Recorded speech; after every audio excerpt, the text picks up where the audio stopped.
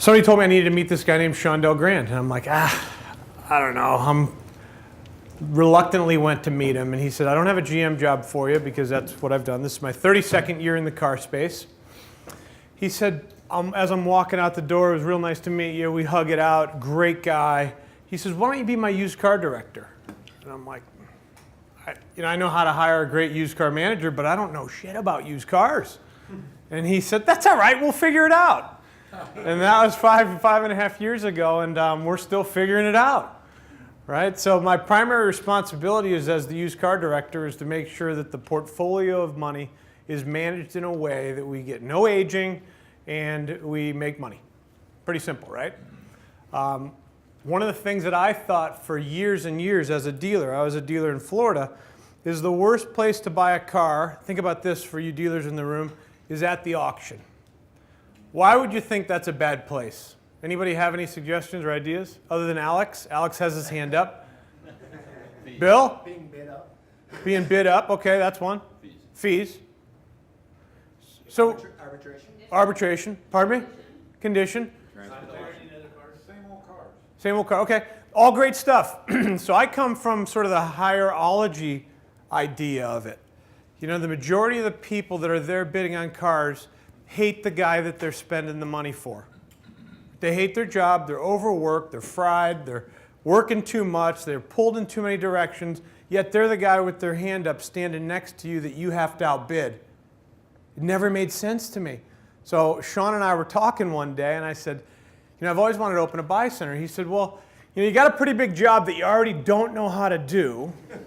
So why don't you just focus on your job? I'm like, hey, let me just give me a little latitude. Let me try it. And we tried it and failed and tried it some more and failed. And then I didn't tell him how much I was spending on it. We failed some more. And after about 6 months of failing, we grabbed a little traction. And then we got a little more traction. And now, 2,500 cars last year, and Sean finally thinks it's a great idea. I think because it's $4 million worth of additional company gross, he thinks it's a really good idea. So I'm going to go through real quick, and I have no idea what my presentation is, nor am I going to stick to it. I think Tom and I went through it once, but it's probably not going to be relevant to what I'm going to cover today. So there's a lot to be said. I think that this is the inventory that I currently manage. 1,031 cars in stock, 27 of them were over 27 days. Cost to market all in, including pack of, does anybody have a pack in the room? Soft and hard, what's the totals? What's the dollar amount on your used car pack? 800, 300. Okay, so somebody has 1,200, right? So we're $1,200 in pack, so when you see 86%, that includes a $1,200 pack. So I think the team does a fairly good job procuring inventory through trade-in, through the worst place in the world, auction, and through the love of my life now, other than my family and my son, of course, the Buy Center. So that's the current inventory. So we got a couple things going well, yet I believe, to somebody's point earlier, the biggest room in anybody's house is the room for improvement. Right? We still have some tweaks. This inventory produced $600,000 more gross profit last month than we did the prior July 2017. So we continue to improve, but again, there's more room for improvement. Okay, this is really what I came for. I came to show you some KPIs, drill into how we do what we do, shoot holes in the way Gary does it, make fun of a few other people, and then sit down. Okay, so this is January. These are year-to-date results this year. And the reason the numbers are so low is because I've promoted, like I said, many of my best acquisition managers into used car manager roles that now understand exactly how I want each of the stores to operate their used car business. So they're where they want to be. It's one of the reasons we're able to hire such good talent. By the way, we're going to get into what I believe is good talent and the match for an acquisition manager to the department. Just to go through it, I don't think I have a highlighter. Bought in January, I'll run through one column, 155. retired that investment, so I manage it like a portfolio. 155 were sold. The average cost of that portfolio of business, including the PAC, was $15,000, which in my opinion is the sweetest of spots. Our average cost to market, including PAC and reconditioning, is 84% in January. The net cost to market was 72%. The average days to sale was 26. The sum of the gross that it provided was $226,000. So that gross does not include two things. It doesn't include the gross revenue generated on the most profitable department in our whole company, which is service. Right? So more pennies for every dollar generated on the service side fall to the bottom line than any other department. That doesn't reflect in there. It also does not reflect the acquisition of a new customer that we wouldn't have had if we didn't have a buy center. Our buy center currently has a 4.5 Yelp rating and tremendous response throughout the community. Questions about this? Does this include F&I? It does. Yes. No, it does not. No, this is front end only because we have $1,600 a car in F&I. Okay. Mm-hmm. David, Yes. with the buy center being in a different location, we've actually had some people roll over and have given business with us on the new car side.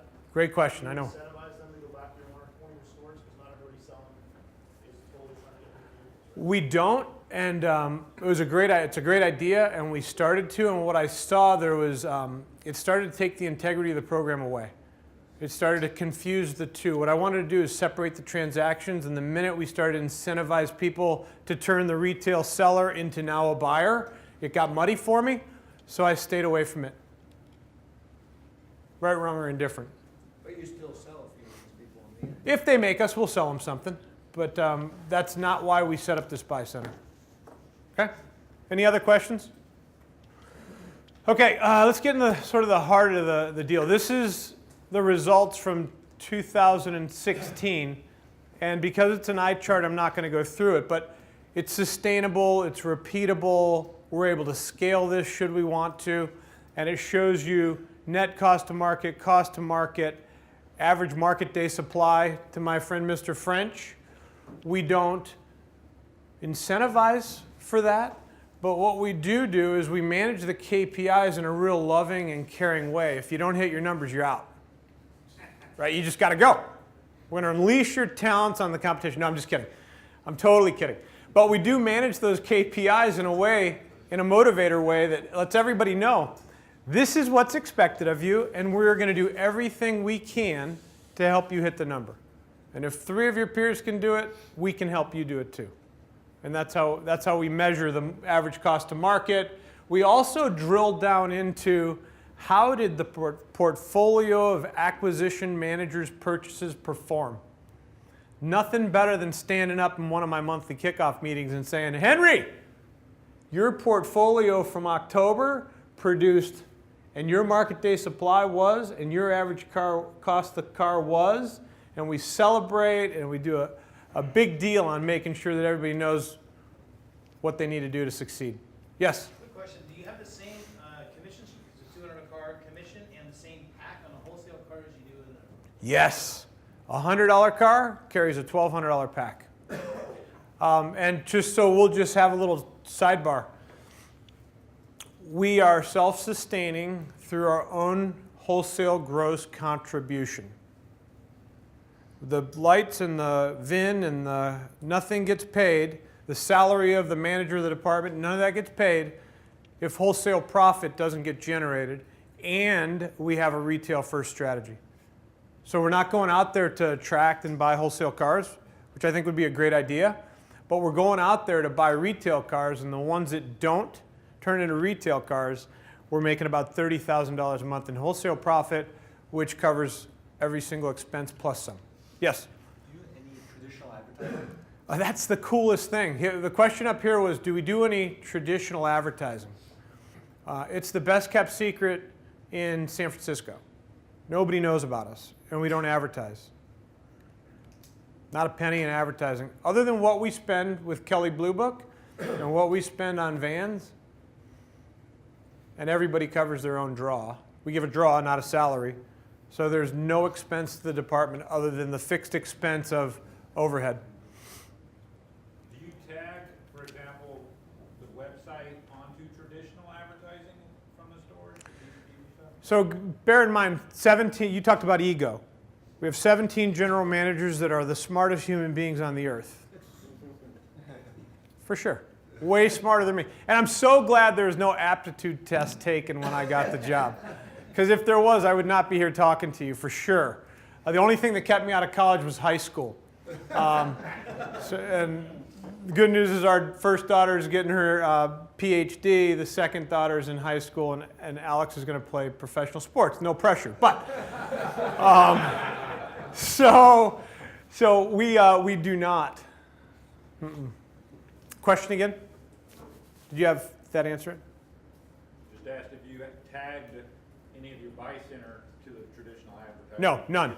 No, because these general man, I got carried away talking about Alex and sports and my retirement. I got all mixed up there for a minute. But what we do is we make sure that the general manager doesn't want his customer to come to the buy center.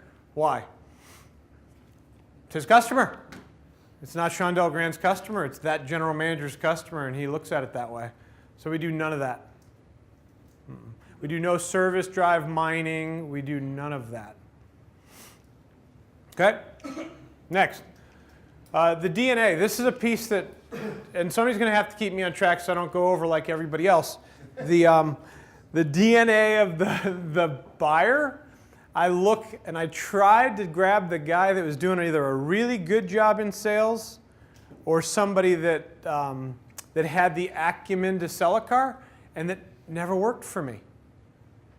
So then I thought, I'm going to grab the guy that's washing cars in 111 degree heat, that's working his fanny off for $2,500 a month, and I'm going to show him how he can make 10 grand a month.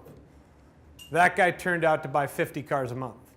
And then I thought, man, maybe I'm onto something. So I started never hiring anybody that had prior car experience.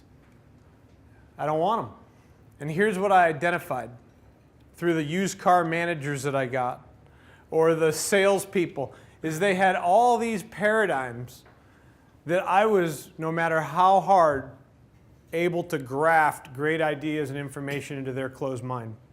I was not. They had it figured out. They walked the car and they were like, ooh, and does everybody know what I'm doing here? Yeah. And like, oh, is anybody hurt in the accident? And I use the analogy that if I invited Gary and his wife over to my house and they walked around our living room and they said, is that a cat scratch? And did the dog pee on the rug here? And they started doing that in my home. Guess what they'd find themselves? Out of the home. They'd find their ass thrown out of the home. So if we're doing that to the consumer's car because the tablet was passed down from the elders and we decided that that was the way to do it, I think it's the wrong way to do it. We don't appraise cars like that. There's very little conventional wisdom or past wisdom in our conventional business, in our new business. So we look for somebody outside of the business altogether. Any questions about that? David, Yes? what's the DNA of good AM? So the DNA would be the people that don't have the preconceived ideas and notions related to the car business. They don't have those old paradigms. So people that are able to have a good work ethic, that have, most importantly, what's his name that presented? Adam. Most importantly, they had to have the right attitude, because to your point, Jason, if they have the right attitude, the process that's set in place, which I'll go through quickly, is so simple that anybody can do it with the right attitude. And AM stands for? Thank you. There's two roles in the department. One is an acquisition manager, and one is an acquisition team member. The only line that separates the two roles is the ability to learn the AM job. That's it. So you can come as an acquisition team member and become an acquisition manager in 3 weeks. It takes some people 3 months. Okay? So if you don't see in that person the potential to be an acquisition manager, then you wouldn't want to bring him on. If they were able to work for $3,000 a month and be an acquisition team member, I would keep them on the team. Yeah. And are they still paid the same? They're paid $100 a car. The team members are. The acquisition team members get paid half deals. They get $100 a car. So the commission structure is there's $200 worth of compensation, regardless of market day supply or amount of cars bought, on every car that we take in. Even the $100 car.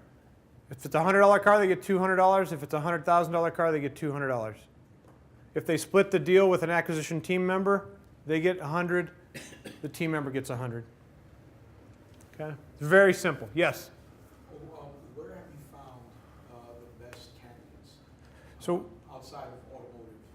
you know, one of the things that you said that really resonated with me is you had 200 people and you knew a lot about them. My favorite place to sort of mind the talent is through the lot porter position, the detail position, the receptionist, a billing clerk, somebody that sees themselves and wanting to, because I don't know about you, but we have 1,100 employees. You know, I don't know how many of us take the time to find out, hey, what are your goals, dreams, and aspirations? I just want to do title work for the rest of my life. Yeah, I don't know that that's the case. What do you do? Sweat balls dripping down. You know, what's your goal, dream, and aspiration? I just want to detail cars forever, right? So I'm finding that we can get that talent right within the acres of diamonds that you talked about. Questions? Anything else? Attitude and approach. We're real heavy on the process and the approach. What I've noticed at some of the guys that I've been able to talk to, like Gary and some other people, that everybody has sort of a different, takes a different bite of the apple and can have success. Well, if I had a commonality, I would tell you that the attitude and approach to the person that just wants to sell their car needs to be different than, welcome to, are you here to see anybody in particular? I'm here to sell my car. Hold on a second. They fill their face full of butt. They will. Available salesperson to the showroom, available salesperson. Somebody wants to sell their car. That's not going to work. At least in my experience, that doesn't work. Right? It has to be, you know he's coming in at 2 o'clock. Welcome, Blake. My name is. We're excited to look at your car. Come with me. And then you walk them through the process. So whether or not you have the room, like Ed said, he doesn't have the room to separate, or you do have the rooms, it still needs to be a distinctively different process, in my opinion. Yes? Can you describe the physical facility of the buying center? Like, do you have your own little lot? Like, is it just a tiny little, you do it out of an office building, you know? So we have a wonderful building. We were the number one, what is that car called? Fiat dealership in the country. And we knew that we could, in wholesale profit, make more than that whole Fiat brand could make. So we gave the Fiat brand to the dealer across the street so it could slow him down and distract him and all that stuff. And now we process people right through that showroom. You've been in the showroom, right? Yeah. So it's wonderful. They come into our own showroom. We have our own service drive. So that's part of the magic, truthfully. But then I have a buddy that owns, if you haven't heard of it, it's called Carmacks. It's in Brazil. He has 55 dealerships, and he's going to turn Brazil into a Carmacks, but he calls it Carmacks. Creative, right? Very clever, right? So he has a table, and his whole deal is he has 55 stores, and they're appraising cars, and the people come right into the car, or right into each one of those 55 stores. So when I'm over there helping and consulting with him, it's not even remotely the same as my process, and he's killing it. Right? Yeah? What do you do with all that big lot space? Do you put cars there? Do you leave cars? So no, so we have a big Ford store next to us, and we have a Volkswagen store on the other side. So the frontage that we use, which is the most expensive real estate in our company, we put used car inventory. Yeah. The showroom, empty. All point of sale is we buy cars. That's it. Okay? So attitude and approach, we'll go through that. Somebody say? And then career path and promotions. One of the ways, so the average income is $60,000, not bad. But what I decided to do when I grabbed a young guy, like your age, what, 25, 30, 26? Every time I interviewed somebody and said, all you got to do is trade 90% of your life and you might be able to make $50,000 if you're good, I started to think that may not be the best way to attract great talent. So this was just an experiment. Closed on Sunday. Every retailer in our area is open on Sunday. Open at 10, so if you're a drinker like I used to be, you can get drunk, find your car, and still make it to work.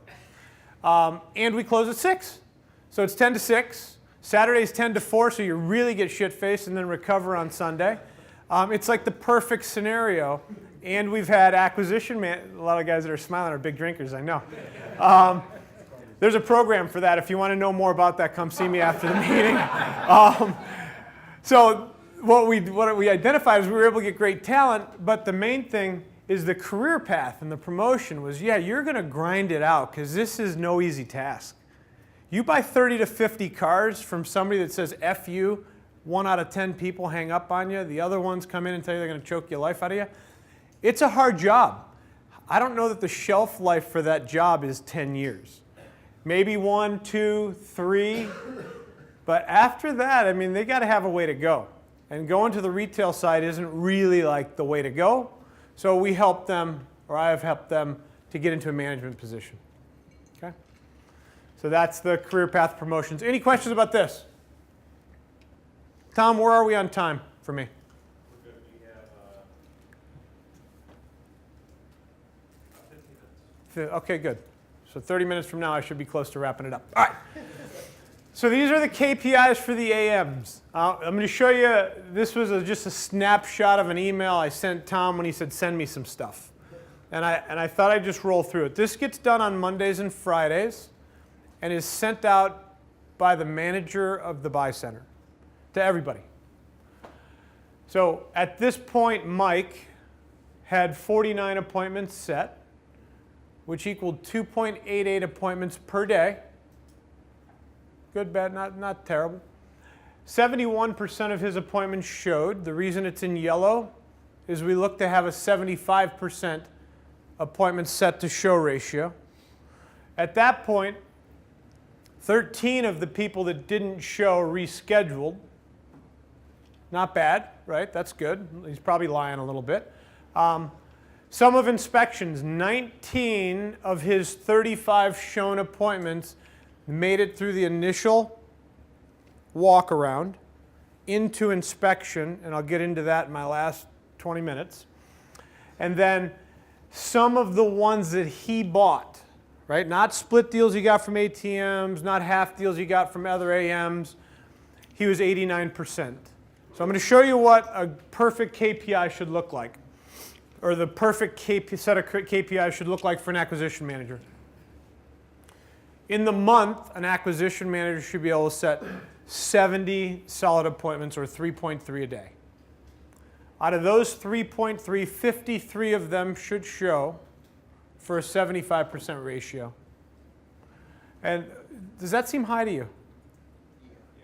So some people are like, let's investigate that a little bit. The reason that it's, in my opinion, not high is because when I talk to Chris and I tell you, Chris, market indicates vehicles similar to yours transact between 10 and 12,000. Is today good or is tomorrow better? And you say, I want 14, and I tell you, great strategy. For my car, I'd ask a lot more for it than it was worth too. And we go down that road. I'm not setting an appointment with Chris. Now, if Chris says tomorrow afternoon works, and I say 2:15 or 3:45, and he picks a time, and I say, Chris, there's 3 things you need to make sure you bring with you. Do you have 2 sets of keys? Excellent, bring the second one. Do you have the title, bill of sale, or payoff information handy? Make sure you bring that. And 3, do you need a ride home? Do you want me to arrange that for you, or will we be able to take care of that before you get here? When they give you all that in your appointment confirmation sequence, you're having 75% of them show, right? And 75% of the ones that show, because I took Chris down that path, are doing what? Getting to inspection. And if I've done the right job setting up the dynamic, which I'll talk about for a minute, from inspection to close is going to be 75% as well. It's very, very simple math. Questions, comments? I'm sorry? The bottom 2, again, real quick, some of inspected, some of mine. Sure. So some of inspected means this particular instance, they had 53 show, and 75% of 53 is 39. So that's how many of the people that showed for appointment went into inspection. Why would they not go So they failed. Let me give you the word track real quick when I'm setting the appointment. Will you role play with me, Jason? Sure.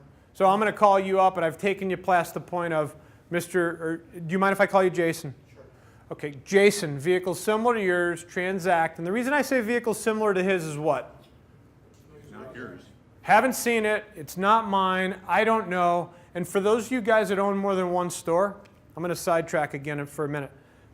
Have you ever done an appraisal class with your whole group of managers and put up 3 cars on the board and have every single one of them with the same technology appraise all 3 cars and see what your delta is? So I have 34 people that appraise cars, right? I get all 34. What do you think the delta is on a core product? $4,000. On core product, what do you think non-core late model is? It might be as much as $5,000. And we don't stink. We do a pretty good job. So I invite you, I did that with my buddy in Brazil with all his appraisers on his table. Holy shit, he about had a heart attack. So if I have a new acquisition manager that never bought a car, never sold a car, and he's on the phone saying, hey Jason, market indicates vehicle similar to yours, he better give a big ass range because he's going to be wrong. My good ones are wrong. My inexperienced ones are for sure going to be wrong. So we give it a very light. So Jason, vehicle similar to yours, the market indicates they transact between 10 and 12,000. Is today good or is tomorrow better for us to get together? Tomorrow. Tomorrow. Excellent. Morning or afternoon? It's the morning. Is there anything else I should know about your car, by the way? No. Ding, ding, ding, ding, ding. That's my money question. If he says no, and then back to answering Bill's question, and he comes in and the front bumper's hanging off, and the windshield's cracked, and it's blowing hot air, we get to remind Jason. Remember, Jason, we talked? You told me year, make, model, miles. You said I didn't need to know anything else about your car. Remember that conversation? It would have been helpful for me to get an accurate range on your vehicle had I known it needed air conditioning, a bumper, and a windshield. So, vehicles similar to yours that need a bumper, a windshield, and air conditioning are transacted between 6 and 8. If we can find between 6 and 8, you'd like to transact today, correct? The customer that says no, guess where he gets to go? Back home or across the street to Carmacks. Because we're not in range.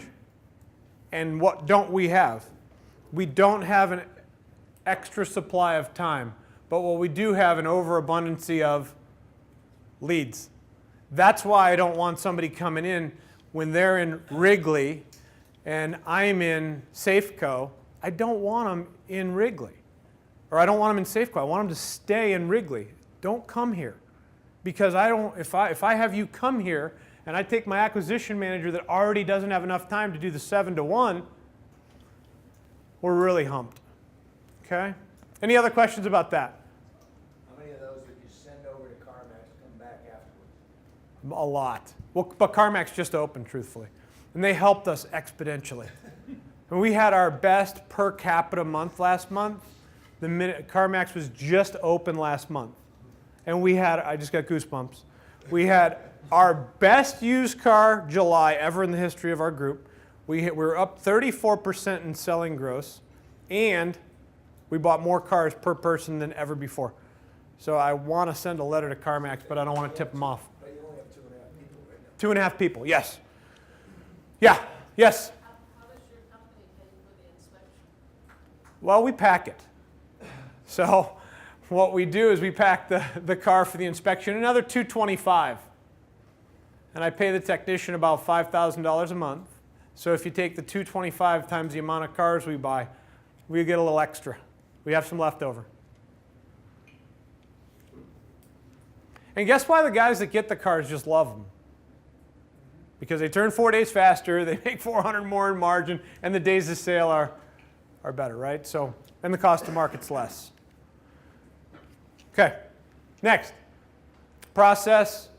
This piece should only take 30 minutes.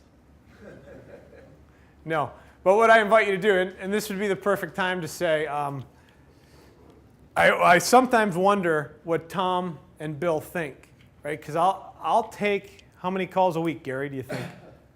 Selection, test drive, commitment, TO, all that, right? And Tom I'll send this out to you too, by the way. This is just the reverse engineer of the selling process turned into a buying process. So from a really high overview, it's welcome to, well, the first thing you should know is AMs have a requirement to have 3 shown appointments a day. ATMs have a responsibility to have 5 shown appointments a day. Every day we coach them, it's not at the end of the day the oh shit you didn't get 5 appointments theory. It's the you've been here for 60 minutes, how many appointments do you have? You've been here for 2 hours, how many people have you gotten close? How many instant cash offers? So it's the hour to hour, it's not the end of the day. So we know at the halfway point in an 8-hour day, at hour 4, that ATM, if he doesn't have 2.5, 3 appointments, guess what's happened to him? He's getting stressed. When's the best time to sell a car? Everybody in the room knows it. After you've already sold one. After you've already sold a car. When's the best time to set your next appointment? After you just set one. When you're on fire. When's the hardest time to set an appointment? When you're in a slump, right? When you just got your face kicked in. So it's all day long managing to that whole deal to make sure that rather than throwing the guy an anvil at the end of the day, we throw him a life preserver throughout the day.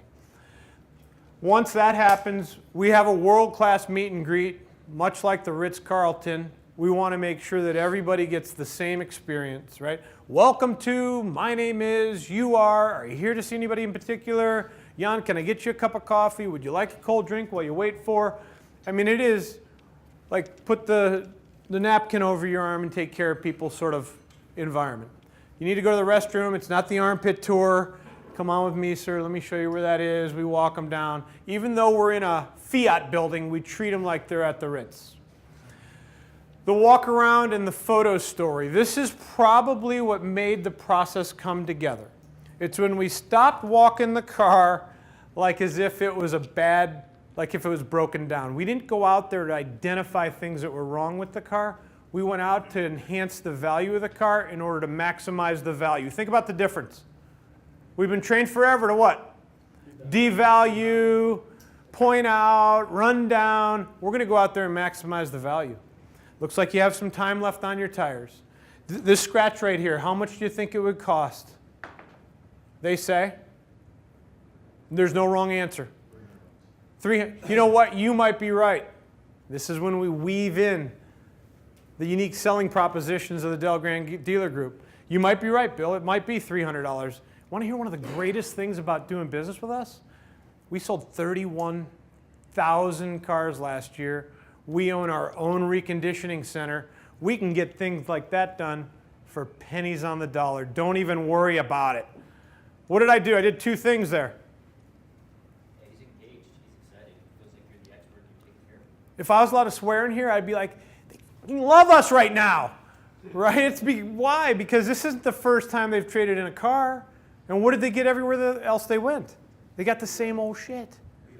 They got beat up and run down and made fun of, and looks like you got your money's worth out of that one. So we make sure that they're feeling really good about the whole interaction. And then we tell them, which is the silver bullet or the arrow with flames on it, we tell them the KBB story. Does everybody know the KBB story?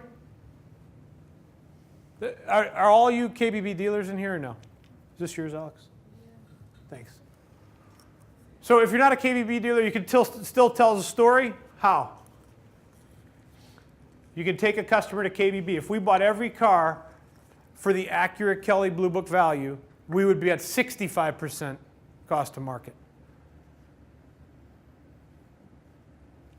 That's a big deal.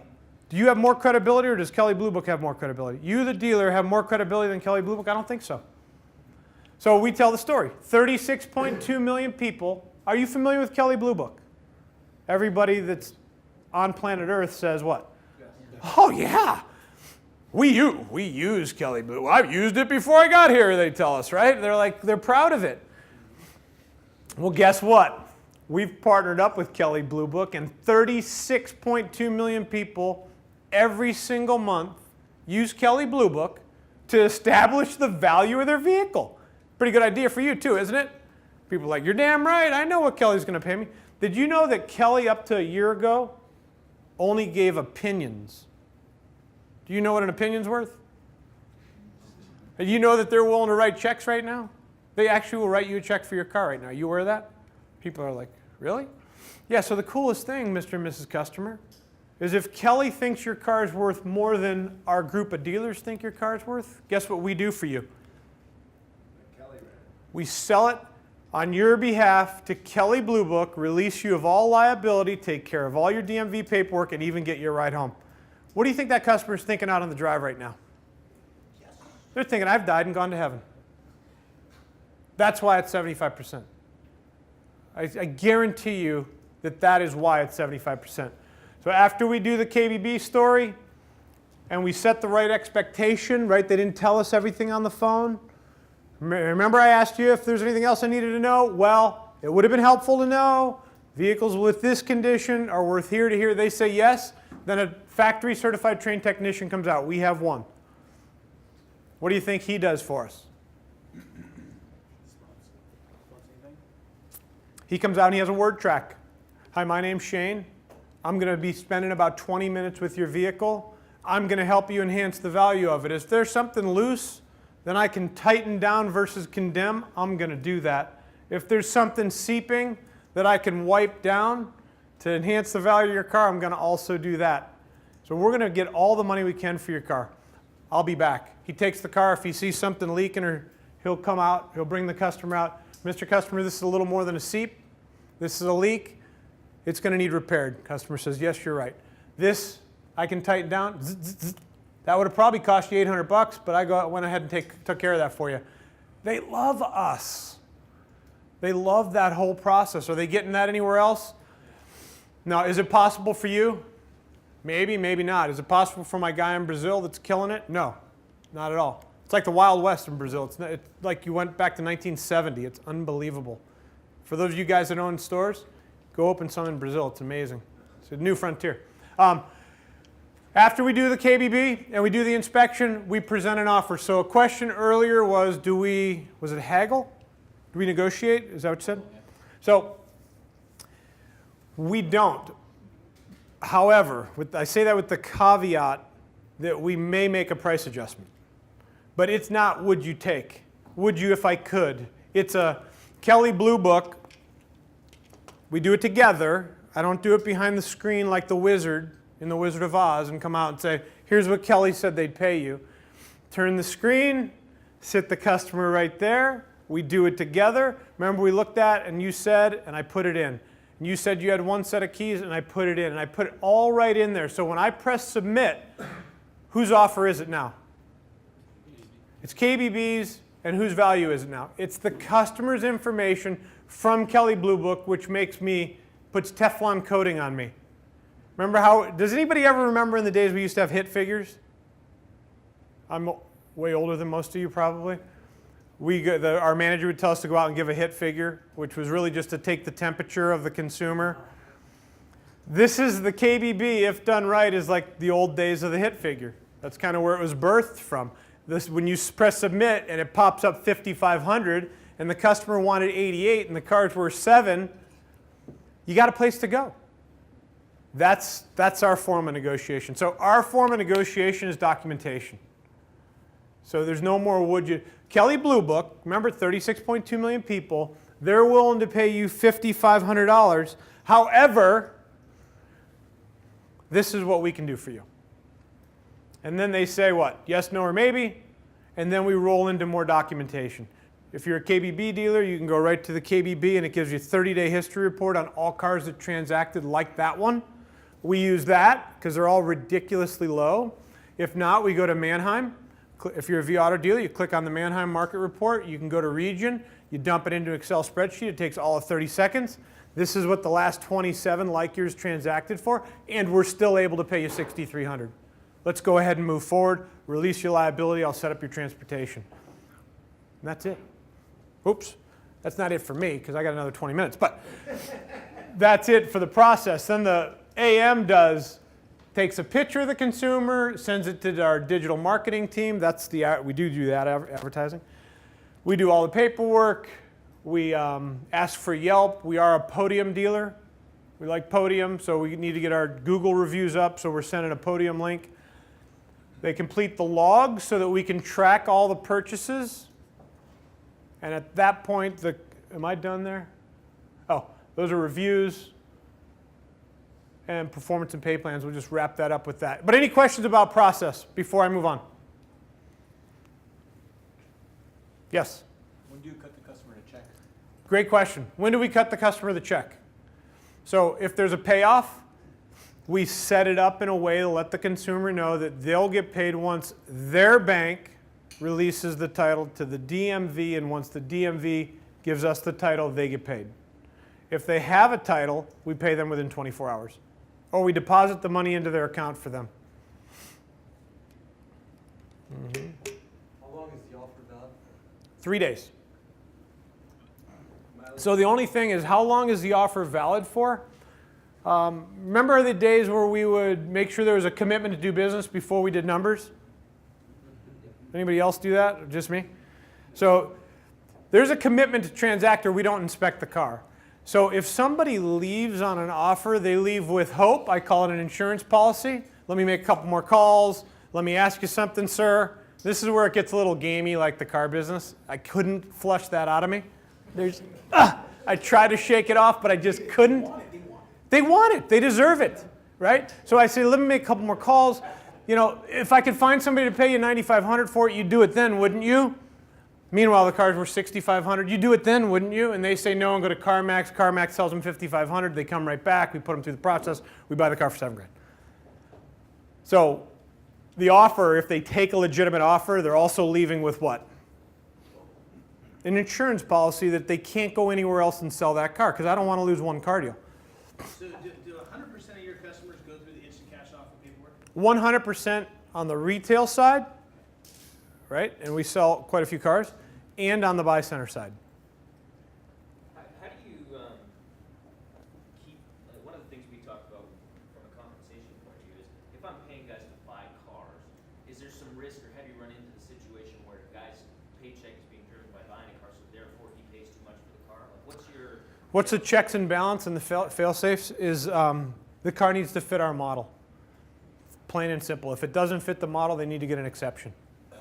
The exception can be given by any one of my 17 used car managers. The exception can be given by any one of the 17 general managers, or myself, or the buy center manager can make the exception. So you use like a Viato parameters kind of thing? It's a box. If it fits inside the box, you're free to move about the country. You go ahead and move forward. You take care of everything. Speed, so you can get back on the phone. If it doesn't fit the box, you make a couple phone calls. You make sure you get the exception. You book the deal and move on. Pay and performance. I showed you the KPIs. You know that pays $200 a car. The real benefit to the whole thing is the upward mobility of the department. These are some things we do every month that whether you're on the retail side or you're on the wholesale side, I think these are three good things that you might want to think about. I've been doing this for 20 years. So we do Foundation Friday once a month. Just by the simple fact that it's called Foundation Friday, we dig deep into every piece of the process. And we'll spend 2 hours in the morning and 2 hours in the afternoon. It's like going to a condensed spring training camp. And we practice, drill, rehearse. Practice, drill, rehearse. Role play scripts, do live phone calls, and we grind one Friday a month on foundational values. Monthly kickoff meetings, that's a real celebration for us. No matter who's in the room, we celebrate them. You made 8,000 phone calls. You didn't buy any cars, but you made 8,000 phone calls. We love you. Keep doing it. It's going to work out for you one day, right? And then we do these daily jumpstart meetings. As a general manager, I'd wake up my service department with this, where I'd do a 20-minute with the techs and the advisors. We'd talk about how many appointments. We'd talk about how many did yesterday, how many hours we need today to hit goal, so everybody knew, right? On the buy center side, we pull out the tracking sheet. We go over all the KPIs. We talk about one training topic. We talk about maybe one Yelp review. It's in and out 15, 20 minutes, and everybody's dialed and ready to go. This might be the last one. I think it is, yeah. So any questions about this?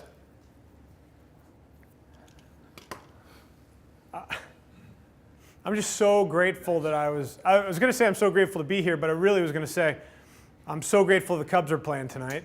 No, I'm totally kidding. No, I'm really grateful that I was able to go before Gary. Yes? Not how much, but how are you paid? Like, what's your compensation? Me personally, not paid even close to enough, so I entertain offers. No, Oh, but like, so if I want to have my own buying center manager like yourself, you know. yeah, no, I get paid nothing for the buy center. Again, the buy center is just an afterthought. Okay. So as I push them in and I get paid on the performance of the group, the more the buy center buys, the more I have a chance to make. But you do have a buy center. So I've got him cheap because he really couldn't do the job as an acquisition manager, and he's sort of at the end of his road, but he's the best at process. So I'm paying him $5,000 a month, and in California that's poverty level, you know. And I'm not doing that because I'm trying to steal the guy. I'm doing it because that's really what he's worth. Comments, questions? So I'm not allowed, I'm not supposed to probably introduce Gary, but I'm going to say some shit about him anyway.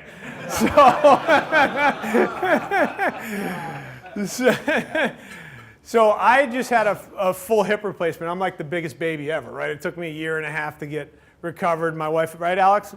Mom had to take care of me. She had to change my diapers, the whole bit, right? So I'm just the biggest baby. And then I see my buddy Gary and what he's been able to go through.